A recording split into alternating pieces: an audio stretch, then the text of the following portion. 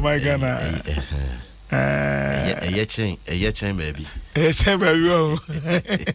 Oh, we are you our 5 is with your so it's as I had the answer said near with me sharing our Facebook on Adom 106.3. My uncle Facebook is here now ever sharing has announced for contributions Ɛberɛ on Facebook.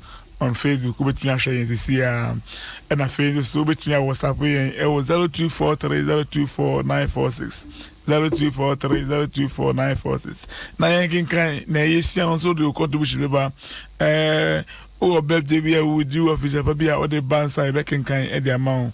Now I share Yanko Pons so 18 and doing Dr. Intiminura, baby I will be a doctor memo official pa. Enyame enka ho menim se enche ebetonka ewo fide so azo ko bas anum o se eyechen baby wa hu eyechen baby eno so nkyere se nia ekos no eyefe eyinim go asesempa ma Ghana ma no na me hwe sa ba du baby na fide me bomba na ase ya me rekra ho na me raho se me Ghana ni na me raho o hwe se nia ye tutu blues ni pimpia nkrofo na mayenka senya de no mo munye senya nzo Christopher mu o mo afrenya me o mo so o mo ye kwasoro dina mbizasi o munya ye to abama o mu ya o mo nsakan yo mu ba asori beda irade ase o beda irade ase na beda irade ase eti de ye si ye zo ko da irade ase na mutumri kasan ko fa pepesa wi na ni ye pimpia won to nchen ni o ti ase efi asase akusi wi ni nyina na nye papa nenye yen kan ko me condemn party to sin nyina o nyina churi nyina obi anyade we need to condemn it now was some be patch up or some pagana for child they don't deserve to be honorable because no more year honor no and yet honorable in any way and yet honorable in any way. So they need to apologize to the Ghanaian public. And yeah, papa. Me bomba say obi ebo asori bi akacha nse de omoye no manyade. Omanyade. Address ade enye no tini bai but we catch us say manyade. Moye na ye be kan but we dey na enye enchenya media ndu nyam. Envata my Ghana enye yes sir. Because primary school for being called school. Ah, that's a me credit. Omoye made. Oh, that be. Bibiansu. I want to play. But your Kasa dia, nya ufie na otiu. Kasa gu microphone na o kasa say the answer you what to now. Any brasemo. I was for the can you abre. Beni force we ni brena se come de wa yemfa yensam yenu. Yemfa yensam yenu enidi. Yeah. The fact say omani abre obi pese yeso ne eno no nkyere say awosem yes enyamo ho sem no eyenim gwasesem. Okay. And we need to condemn it as it is. Ɛbɛn so na asojuma di na wuti but adopɛ de ye can see your mind mu enra say enya de a ɛsɛ ni e say nyina no ye condemn ne my imperfect mu say ɔmo anya de ɔmo ye niam de say nkwala children's school right yes I am sorry de mo anya de penifo honorables mo anya de we mean to be kan ka say bishop ba obɛka ne nyina de aka na me di ja no I was able to nyamiasem ye de nyomo chi na ebedi ye hwe nyamiasem na make jumedi say odo to politicians who obedi nkugu wo say fom nyame pele say de ho eto so baba ma yenhwe nyamiasem ewo John chapter 2 verse 1 to 11 e wade but kan nyene nyina na be fa but ye be summarize ni nyina na yakoya ni ba cho kan man Yehu ya kenka sami ekiko John Yohane asempa etimienu entichemu ba akokwesi dumba. Na eda eto so miensa no. We share ifro wo Kana a wo Galilea. Na Yesu nini na wo ho. Na we share Yesu nini suafo so ba ayifro na se. Na insano anso. No. Yesu ni na se no say woninsa na Yesu se no say obia oba eden na me ne wo ye me don nue na ne na se asomfo no se bribiara obese mu no munye enso na abo enso hina ensia sisi ho said ya juda for ahudwura tie ba ku betimi age susu hina mienu ana miensa Yesu say won say mumfa nso nhihye hina yi mama na wo hihye no ma intentem na o say won say afei mun sisan fankoma edidi hwefo no na wode koe na edidi hwefo no kan nso a adane nsa no hwe no na onim die efiri na asomfo a wosesa nso no die wonim na edidi hwefo no frɛ ayifukun no na ɔse no sɛ enipa nyina de nsapa na ebesisi ho kane na se wobuburo a eno ansa na wode dia enyeba na wode nsapa no esie abeduru sese Yesu nsenkyere na enumu ni di kan no oye wo Kena ewo ayifushasi bacho Kena a wo Galilea amen Baba o kan de na wo san say no John chapter 2 the verse 1 to 11. On the third day there was a wedding at Cana in Galilee, and the mother of Jesus was there. Jesus also was invited to the wedding with his disciples. When the wine ran out, the mother of Jesus said to him, "They have no wine." And Jesus said to her, "Woman, what does this have to do with me? My hour has not yet come."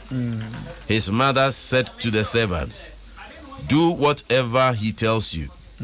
Now there were 6 stone water jars there for the Jewish rites of purification, each holding 20 or 30 gallons. Jesus said to the servants, "Fill the jars with water." And they filled them up to the brim. And he said to them, "Now draw some out and take it to the master of the feast." So they took it. And when the master of the feast tasted the water now become wine, and did not know where it came from, though the servants who had drawn the water knew, the master of the feast called the bridegroom and said to him, "Everyone serves the good wine first, and when people have drunk freely, then the poor wine. But you have kept the good wine until now." This is the first of his signs Jesus did at Cana in Galilee, and manifested his glory, and his disciples believed in him. The word of God. Thanks be to God. Yeah, that's it. Papa Osafo Kobas Nyame Inshao. Answers the questions. And don't forbid and just in Biaba. Send them Facebook for when you know so more participating when you know more kind one of a and I'm making kind of the mom. Nyame Inshao. Francis or say God good morning to you all. Chrissy or say amen, amen, amen. Pa Josephine say Papa me so me shemo. Please good morning. Nyame Inshamo. Yeah, Omonko Victoria or say good morning. I'm watching you from Germany. Nyame Inshao. Pa Nyame Inshao say also Ocean ewo Germany. Onsa Ocean ewo Amsterdam also Nyame Inshao. Mamunyina afijapa. In the midst of lockdown, Nyame ekamo Nyame demu ibisi. I was saying, so and some year you can main funding about the best summarize this answer Breno in near Fasa. But namely to be me no me and son be one person is here, Bosumia, a woman, Bosumi in a general in ano, Sassam Korea, and the Fanaka Krana, ya church when I shasania, a bit to me a boy. The chance the Bible said, I should be a Wakena. Na if Shana or Mu Asiano. A Siafono. Ekobi Mary our yes mama ekobi na ye tron sa frɛ Yesu enso ba aifuhia no ase I fu shena yesia no da bia ya ifra ye microphone invitation me bisa wo say for na ya na mo invitation no hwan na ya na wo fra wo mu eba adwuma bi a wo ye no abrabo a wo bo no mu no nipa be na wo invite won emomba e was adwuma de no ase I fu share course okay na no de Bible said Jesus and his disciples were there. Jesus was invited. He was invited. Now fear ya chance yi. Whom are you inviting? Why na wo fe no?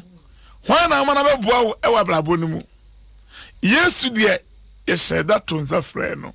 E ma Yesu ekobi. Na Yesu kobi no Ɛberɛ nim guase eba bra ɔsɛye eba Ɛberɛ ne ma nyina ayaye basa no esa na Yesu wo honti no yekofra ye ma Yesu ba mu Yesu ba mu ɔbaaye no ɔbɛyɛ niema ɔyɛye no ɛma ne nka ye ma nim guase eba no ama ɔsɛye eba no edane anunyam edane nhyira nanka ifu hia no aifo kru ena aifo yi nyina no nanka omanim eye guase na makin kai kakra e wasebe hu ne se wo Israel mamamu no samu ya ifro sa omu refreshment no omu ye na awotwe 1 whole week na omu de ye nti we be no no ko nti aka bo se was aware anu wato preti 1 week ngofo wa no mako but Bible say do baby no na fe de enim guase eyaba at the celebrate ho e betimi asia na baako wo mu na asofo ewo ha entinya yenko na ebeka me de mama introduction keke me na me host tu ba me bisa say when na fi wo invite no aba wadwuma mu. I'm talking about salvation. Ni obetimi agye wo nkwa ni o mani ngwase nkam afi ni obetimi aboa wo afa ko bas me best be kan nyina o sam dosu yenko osafu lo adum nyame insha tif me sama official pa bi o ye mo ya fin commerçant ye ye ma bishop nso official pa a bishop Joseph pa nyame insha no ene na dwempa ene nyuma pa etifu nyina nso yesi amom official pa etifu Joseph Love Adom wodi kai ka sembi na mame fa ho afia ye wure mu ye ne afe no ayapam ene se yetiase na se ye hunu afe 2021 a eye apam a ye ne afe no aye a ye ne no ba betwa akọ etisa ware ye pepepe enti ye ne afe na ware na ye ware afi 2021 no hwan ye to yenza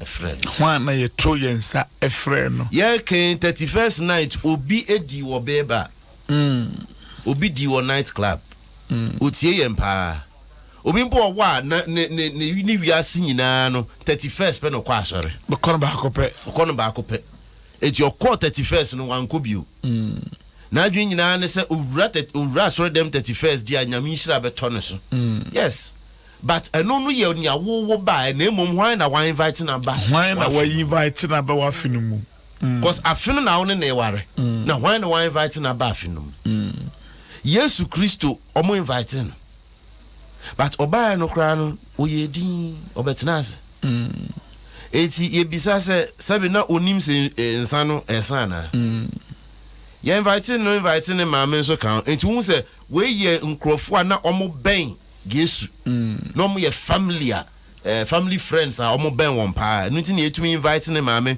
na invite Yesu eni ne suafo nso e bai the thing is that me fa ne say Yesu na ye kan ho asem a na Yesu maame nso ade no no so invite wona ekura nyame asem a omo de kono nso omo ye invite o ma fi o kanti ma me fa ho so yeah hwan na say what eye asofo a ekenyame asem nso evangelist ekenyame asem nso ye ni omo edi nkita ho yes wadanfo kura wo fa na fi no eso ya danfo a obetumi aboa enya damfo a obeba be say niema ni ma damfo betumi abo a se ne ye ya ensa no san ya pe Yesu ma me hunu se da bi obi wo ho betumi abo am enti o ka kire mu se me ba no wo ho munku hunu and you say in fact the okay san twuma adwensi mi say adamfo a oh ye bon ko betumi aka say hey ade a we enye sofo a wo ye ade enye betumi aka say the ade e koso yi de eje ni ngwa se beba politician na wo ye ade betumi aka kire say we nye omo ne wo say omo form adamfo se politicians no ehunu say ye fa sofo adamfo ye fa nkrofo bi adamfo nkrofo a betumi aka ye nim atwi ye nim e wo mra ne ma kose ya enye sofo ba ka say who wini who ade we de bia e fine ade nye fine ade nye say wo ka kire no ade ne sa no ede anim guase e ba no omo se ya bi yenko Yesu ho Yesu ba ka kire ye ba ye hu bibi obeye hu bibi asafo to aso eti olofo se afi ye bewure mu na se ye betumi atwa ni yi a na wo se ye fa Kristo adamfo oyonko ben na ne kwa afi oyonko ben na ne kwa afi papa ka asemi me kai pa o se ade ba ko a ede di wo yonko ho ne se wo ne bonkomo enti wona omo so mu ye Kristo fu a o ma fa Kristo yonko ho no omuni Kristo nkomo bote say e was afi nyina yetumi ni Kristo e bossa I mean there was a communication and so yenko Yesu ho me say ma me nko me ba ne nchen na me nko ka nchen say ne ebe ono nko betuma ehu bibi also for Albert Chicago or say me shemo pa God bless you guys and you call us guys also for you call us guys and you guys are also you guys and you were American to say guys I must say amen Sansana mercy and say good morning daddy watching you Mrs. Shemo pa Hamburg Germany you been say Moses more lockdown but you know uti nyamiasem Isaac akuto say papa I am grateful to this program. Nyamiazi say we are grateful to this program. NSK Bimpon or say really what happened during the voting? Oh, I know the Minja I know the Jam good morning, yourself. I don't want to make Emma or say amen pa Francis say me shemo Francis Kwame Nkrumah say I'm watching you from South Africa. Francis, God bless you. Say also also good morning and your team. Yes, so Asafo Asafo because I was say America is American term, yo. American term, yo. American term, guys, you know. Any of my Ghana terms, one here, guys. So interesting. But at least, God bless you. Say, yeah, guys, why? Guys, yeah. And check me just say, also for and Bible and so the also for obet me friend minister when line that Adom line the guitar do frepa or do betum na also do see makakra e dey abasima baby no I was say dey can say omu invite Yesu baba me ntesima back e wo na enti me wi anche bia and me kwa koma no na also do odi aba me osima be du bia me be call line so baba kan wo dey enko Macho kasa senia ube kasa no na yenko papa ko ba se kasa o se afi 31st ye ne nyankopon ko apam why na we invite no wabra bom yeah okay Proverbs 18:24 o se ni o fa namfo bebre se ne ho na ye wodamfo bi obe ne wosini nia na sa adamfo onu ni Yesu aye ka ne ho asem so o invite ni ba wo fi a de ato sini wabra bom no se uma Yesu babra borima ni ato sinu Yesu be shimuma ni ato sinu osafo Dixon yeah abampe bebre nipa ya de adwene ni enyimdie eye biribi na ye ne ye kosia ne ye hunia yenye biom ye kopem na ye hunia yenye biwa ne kaji wo heleshi ya fra Kristo ben omu ni jaso nyina asa esana dibibi omu de ba se mi nasa ba omu se bebe ya aduna se Kristo ben 2020 what do I dream what do nyansa what the year bia wo be bia ba wo ko premier 2021 so umma Kristo hu kwan no be mu a ebesi wo yie umma Yesu kwan na obamu a ebesi wo yie ba no to so mi nso ami hu se nipa bia wo ne wo ba wo fi ese wo ban ne su na ne ban Mary hu se ne ba no me ka bibi tira no a obotuma ye bibi ohun ne wo ne ba ne mu ne ba ne se ne oye wo fie den titia na wo de ama wo ba no anu tita wo ne pie ya den obokwa gugu ani mase ana so boma wani obakwa akwati wani but me akoti wani okay asafu Isaac kamba kona fe mema asafu be me se omunni se bibi besi enti no mo invite Jesus no se omo invite na ebia na omo omakọ ha obi mo omuntumi enye dai entumi so ano enti e wo se omo di nkan invite na ansa enti se asetran ya oye wo emu e wo se uye bibia wo se odi nkan invite nyame ansa na watumi aye dai aye bibia asetran no uye bibia ma Yesu indikan embremu uma Yesu boma ne umbia no obetumi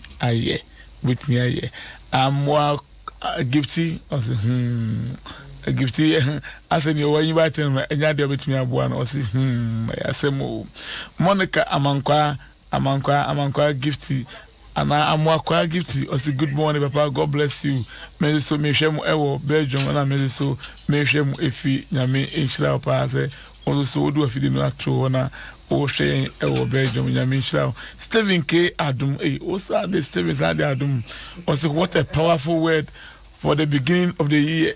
Who are you invited into your life?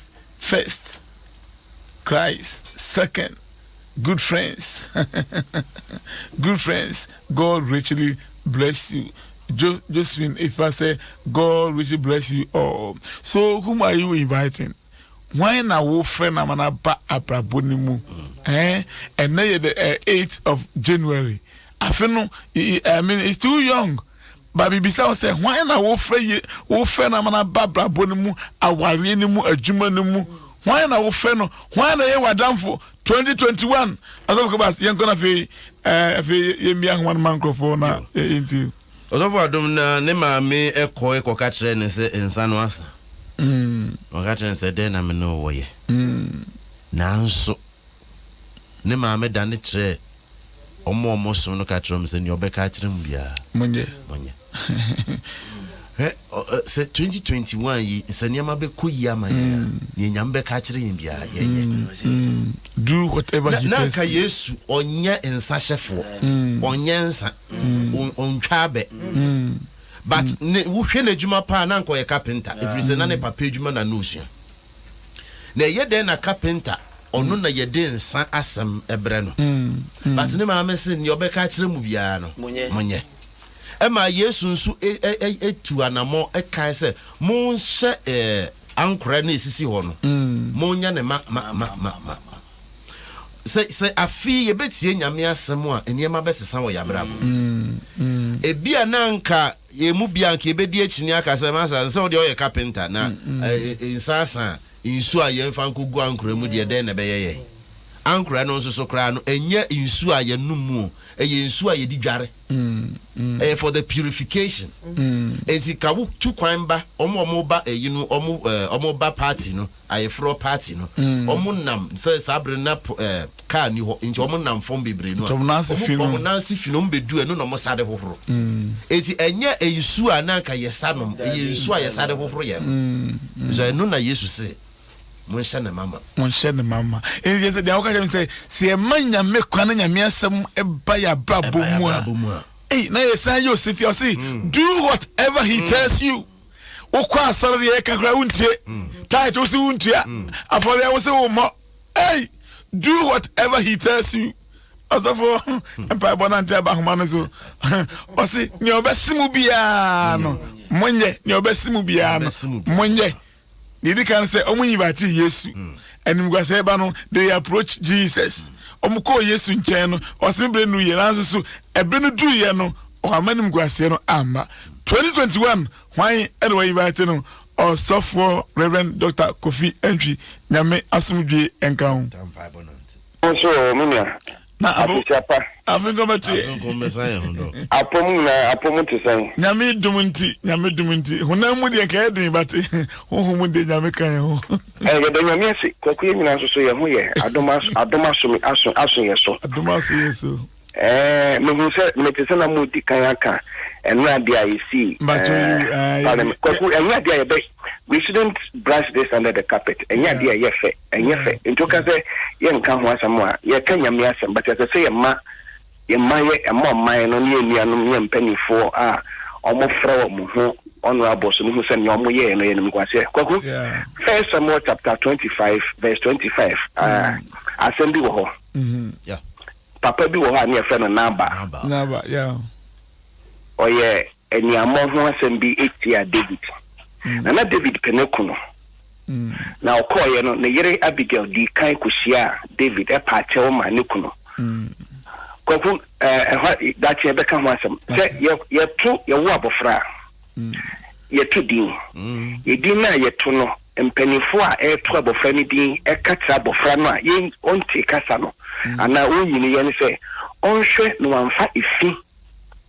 ama me bata idin a ye di ama no ho no ye to din wo ifi a ye hwehwe se oni pakro a ye di din na to no no obenyini enne ni din ase into oye bibi ebisa se no fie be mu na wo fi why me wo eye ne ma mienu either beka se oh enye nwanwa ana se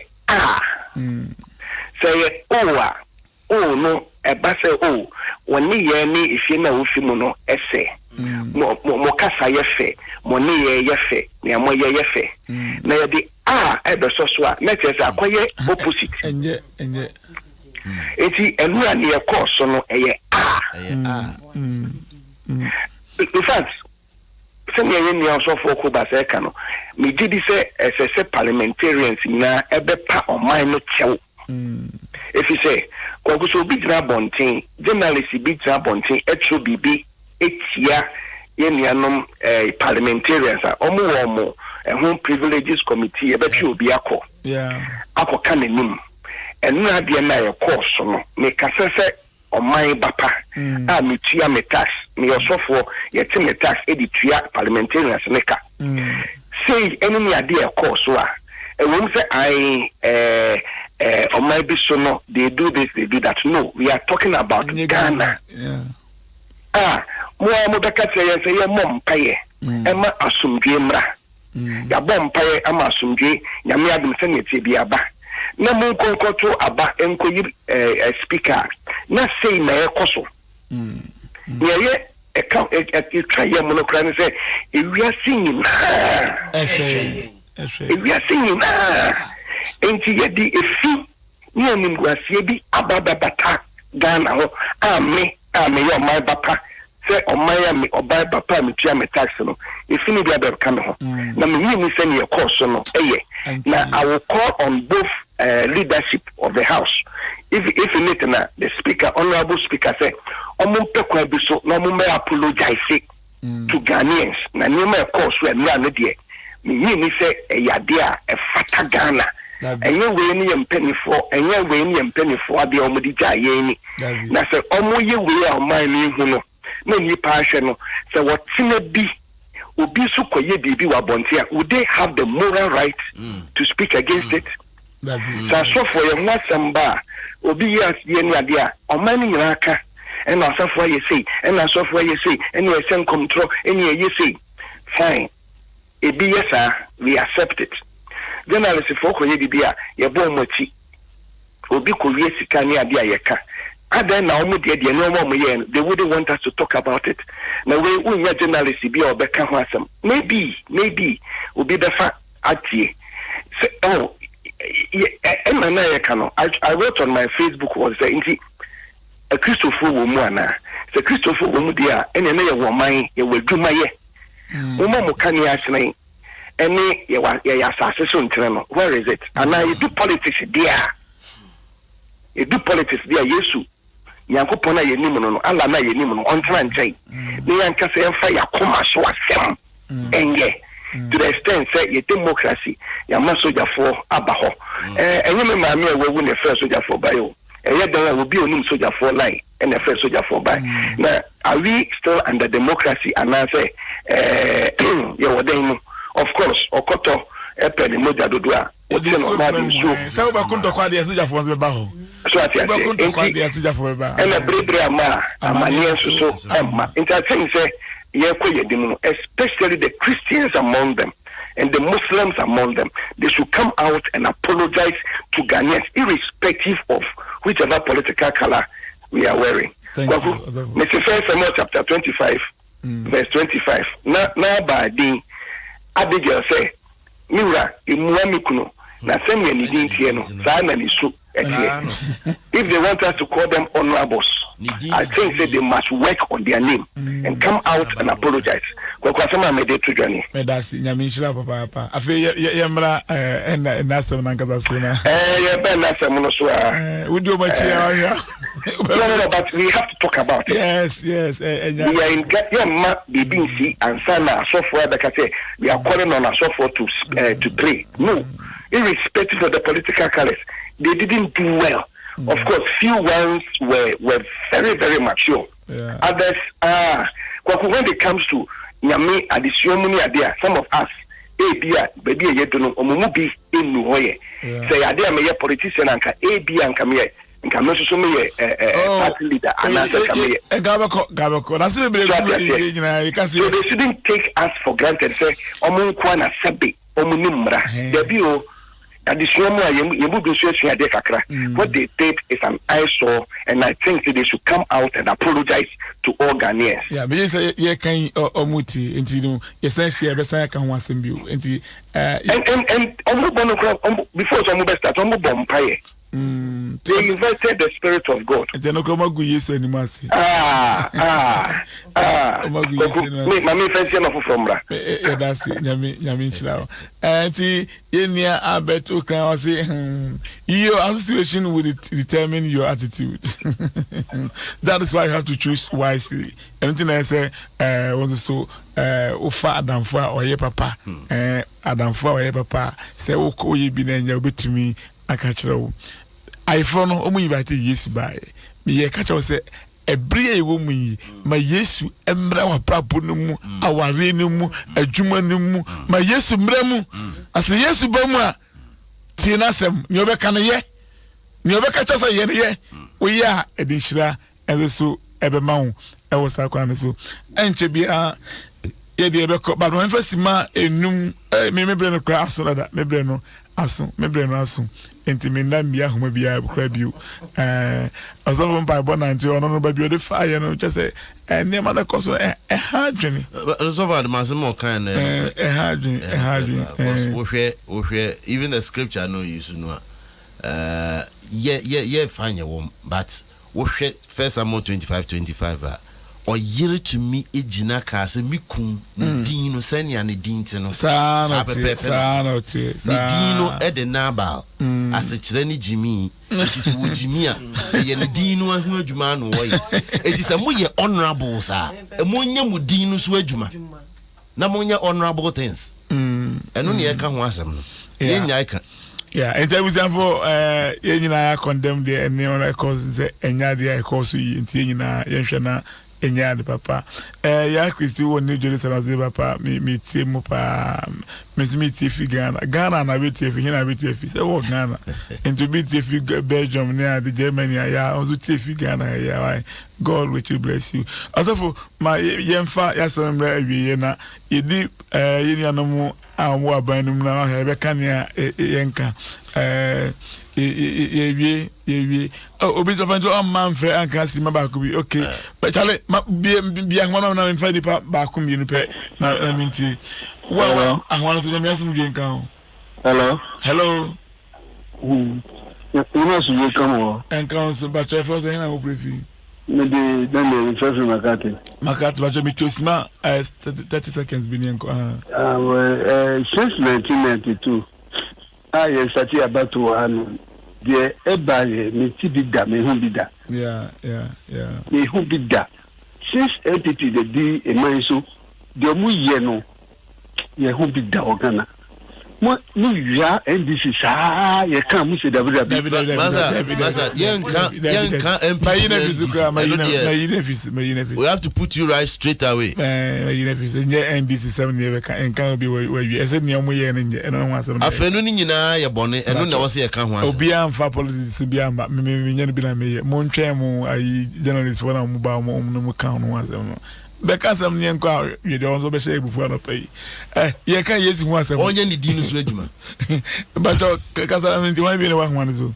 Hello, good morning bacho asem je nka hena ofrifi kufu ya tele ba bacho na men show na onka mu na amen omo kan na Ghana ni ye nti ya za fa ni na ni nti na moka ade mo si bia Yesu azu ade ye nyanya bisho abena yempinfu mo fama wo hwem nti mo ya de papa mo fama no obusu azu mo wo ne da nyame ne sa wo Ghana do ne nche mo bi na ya da bibensi na Ghana nsai ana gentum masi no nsi edasi nti mo fama wo hwem pinfu mo sha papa na yesu adu papa wo mo wo nyame nka mo edasi wo a wo so no nyame asem de nka ho.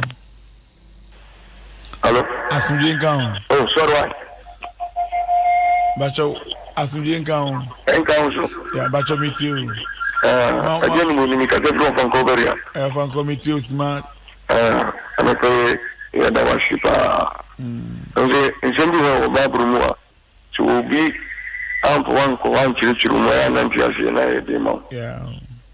Ti wa cheche ka kremo a chiri. Ezafia yesimu no. O sheni Yesu manti. Ni be piano. The man be na obe boy. And that's it. Nyame so. Because they need 20% of them to Jesus wa. O ye ni pe du jamo. Mo. To be piano. Pai boom, unanti mo juma yemu bibia. E wo say o free Jesus. The man be doing no kind. Mo me that's it. Yesimu. And that's it. Nyame nchira. The last week I want me yenko. But I want to so you must be yenko. Hello. Christian for praise God. Amen. But you know Christian soldier Dodowa, but you meet you. Me poncho. Onyame asem no osi omo shotu nsan wo Kana wo Galilee. Na Yesu ohira nsan so na omo nuye. But me the radio say sani omo nu nsan no Bible on kire say omo buye o. Osi omo nuye, that's sweet wine. Na Bible so wan ka say obi yem kikano. Santi no konum nsa. Enti omo translate say obi Yesu ka wa shira nsan so omo nuye ni sa nyama. We dey clear say a sweet one. Ka so omo boye. Na omo yem enti mi da wan say bebre. Mo me da se pa nyame sha men fa afrophobia bi we dey aga nkofo be say adem ka. Yesu ensu no dane nsa. Ensu wana ne abe. Eno wana dadoa o si odane ensu e ma ne yensa. And who was some na I was here, Edubesia Yebreno, Ayabi, and Chebiana, Bishop Dr. Husan Sansu Edua. It's yet the Edusia, and Yakachawan say, you can't if you John chapter 2, verse 1 to 11, and you can't in Abu Muse. I fear was me, Uninyame Ayapamana, why now Nayapa, one way inviting, what I'm Ben Wafa, the above Obetimi Abuao, on free Yesu, I was here, Niakas one say, was Simi Edikan. Ma Yesu mbrabra burumu na wona Yesu entu kwan na ye kan se wonim Yesu a ma Yesu ebrabra burumu ozo fo ba kuma ye fa obi onim awurade on best of awurade se de kraje nkwa no afia na sha France na o ma Yesu mbrabra burumu na Yesu bamu a ebeyeye Olafo ye be bompa ya masafo no a ompeso moto mo nsafre Yesu eba omaware mu eba omadwuma mu eba omafi mu eba omabrabo mu na Yankopon etumi ne ometu anamo na dachi bi sense bi san omabrabo mu a ade a ede bi san omabrabo mu a Kristo etumi ahye omanem ye bompa ya ma wo Ewurade pa da wase emma wo ma eti ye nei wona eti ye nene wona ebeti ye ndachi nyinara ewo abefo ntintan kese Facebook no so ye bompa ye de omo hye wonsa ye paye ne se radio bi biara waso pawo Ewurade na enne wate wo ninti woto ne nsa afrew se bra na bra bomu no Ewurade ye bo wo mpa ye se tie no na betena akoma no wahye ye mbode daw se obi biara obeto ne nsa afrew no wobeba na wo ne no beto nsa edidi eti radio bi biara wo buepon de ama wo nei ye bo wo mpa ye se wo ne no nto nsa nidi na kana ho so ni mu sena na komam kyere ne kwan mane emfiri wo kwan ho mane nante wo wanim da na wo Ewurade wa kyere ne kwan pa wo so ofa so ye de obi biara hye wonsa ye de Ghana hye wonsa se magana ento ne nsa mfrɛ Kristo na betna oman yi mu na kyere ye nkwan pa ye mfa so emma oman yi ennie na enye krabehwe ye da wase so be ye ni ne chance amaye Jesus Christ di mu ne bompa ye amen nyame sha ba so do video to Adom 106.7 na change media to din Ɛberɛ no so na aso ye de Ɛberɛ so ha na ye usi menya video no mfia customer video no ento ha ya enche bia bishop Dr. Usu ansa enka nyame shira ho da se na ye besan ehia bio medase